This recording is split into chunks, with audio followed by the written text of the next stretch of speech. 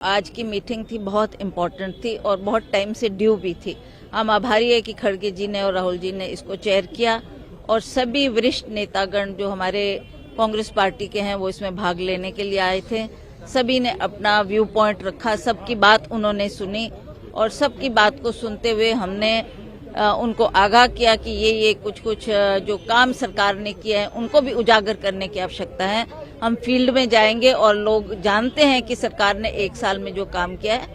उसके बारे में लोग भी अवगत है। तो इन्हीं बातों को लेकर हम केंद्र सरकार से भी जो अपेक्षा कर रहे थे कि हमको डिजास्टर के टाइम जो नुकसान हुआ है हिमाचल प्रदेश का 12,000 करोड़ का नुकसान, और उसमें आप हमारी मदद नहीं कर रहे। मैं स्वयं मोदी जी से मिलकर मैंने ये बात उनके जहन में भी लाई थी, उनको कहा था कि आप हमारी मदद करें और उन्होंने बहुत कम राशि जो कि एक ऊंट के मुंह में जीरे के बराबर है वो धनराशि दी है, जिससे हम ज्यादा अपेक्षा कर रहे थे पर उन्होंने उस बात पर ध्यान नहीं दिया। अब मैं समझती हूँ कि लोग जानते हैं केंद्र सरकार ने हमारी मदद नहीं की, ना आर्थिक तौर से की और ना ही जो उन्होंने वायदे किए पिछले चुनाव में, चाहे वो महंगाई को लेकर थी, चाहे वो हमारे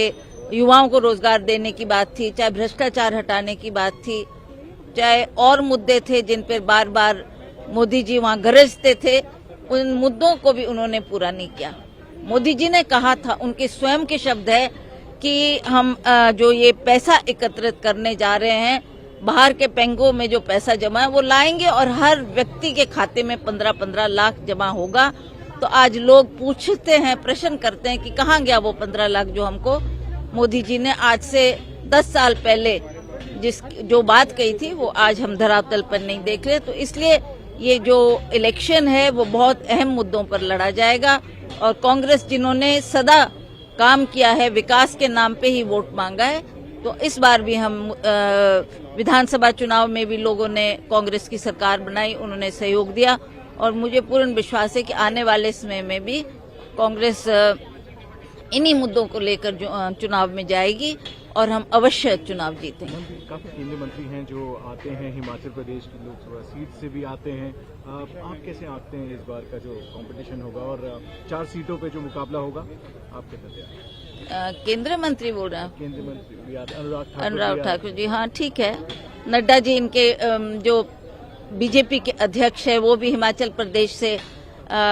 संबंध रखते हैं, तो नड्डा जी की बात लें चाहे अनुराग ठाकुर जी की बात लें, ये भी आते हैं। इन्होंने भी, मैं उनसे भी पूछना चाहती हूँ कि आपने केंद्र से कितनी मदद दिलाई हिमाचल के लिए। आप हैरान होंगे कि विधानसभा में भी हमारे लोगों ने, मंत्रियों ने, विधायकों ने ये प्रश्न किया और आग्रह भी किया बीजेपी के लीडर से कि आओ चलो दलगत नीति से उठकर हम एक जनहित का काम करते हैं। सभी इकट्ठे होकर मोदी जी के पास जाकर उनसे भी मांगते हैं कि आप हमको इतनी धनराशि जो 12,000 करोड़ का नुकसान हुआ उसकी भरपाई के लिए पैसा दें। तो ना इन्होंने इस पे कोई पहल की और ये विधानसभा से वॉकआउट करके बीजेपी के लीडर्स, उसी तरह से मैंने भी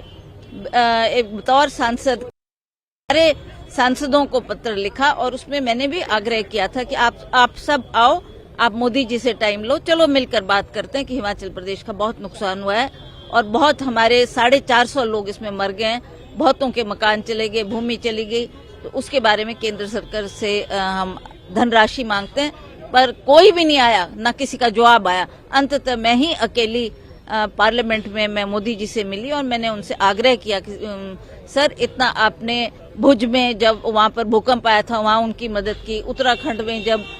केदारनाथ में बाढ़ आई वहां आपने मदद की, तो हम चाहते हैं कि हमारी भी देवभूमि है और उस नाते भी आपने कहा था कि हिमाचल प्रदेश मेरा दूसरा घर है। ये इलेक्शन वक्त में मोदी जी ने खुद हर मीटिंग में इस बात का जिक्र किया, तो हमने कहा आप अपने घर को नजरअंदाज कर रहे हैं। तो आपसे भी हमें बहुत सी आशाएं हैं, पर मुझे नहीं लगता कि उन्होंने इस बात को कोई तूल दिया और कोई हमारे को मदद केंद्र से नहीं मिली। हमारी कांग्रेस की सरकार ने ही जो भी संभव हो सका वो मदद प्रदेश के लोगों की। भारत न्याय यात्रा भी एक नया, भारत जोड़ो यात्रा की सक्सेस के बाद अभी दूसरी यात्रा निकल रही है, राहुल गांधी जी के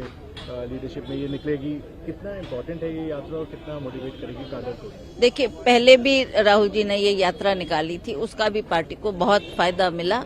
और सब लोगों को जोड़ने की बात थी। इन्होंने लोगों को जोड़ा, जहां जहां भी गए वहां पर इन्होंने पार्टी की बात उन लोगों से की और सबसे मुलाकात की, सबकी बात को सुना।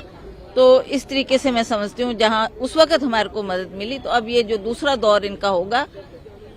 उसमें भी हमारे को कार्यकर्ताओं से मिलकर उनसे भी बातचीत करने की आवश्यकता है और जो कुछ लोगों ने बात करनी है वो भी डायरेक्ट उनको राहुल जी से बात करने का मौका मिलता है।